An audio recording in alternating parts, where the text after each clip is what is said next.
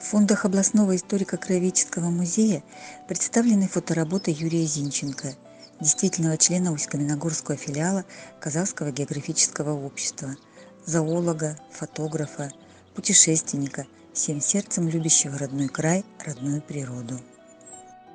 Юрий Константинович – участник и дипломант городских, областных и республиканских фотовыставок.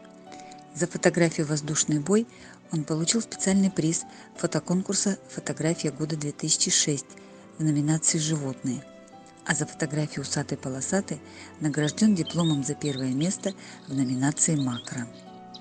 Он иллюстрировал около 100 изданий, в том числе «Алтай-Казахстанский», «Феномен неизвестного континента», «Восточный Казахстан», «Жемчужины Восточного Казахстана» и другие.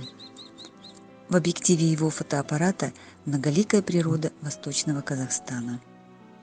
Три путеводные звезды мой озаряют путь, и пусть дороги нелегки, с него мне не свернуть.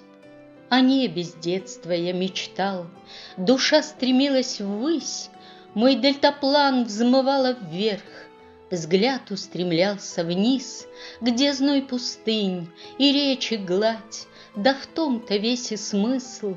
Хотелось людям рассказать, как мир земной красив, так объектив моей судьбой стал всюду он со мной, в пути, в походе, в дождь и зной неведом нам покой. Край необузданных красот манил в немалый срок, истоки рек, вершины гор прошел вдоль поперек. Сапог немало истоптал, шагая напролом. Бывал я в переплетах так, что верилось с трудом. Меня вела дороги страсть, та доля чудака, дымок костра и карандаш, и суп из котелка. Но главный фотоаппарат, мне правая рука, запечатлеть спешу я взгляд в мгновение на века.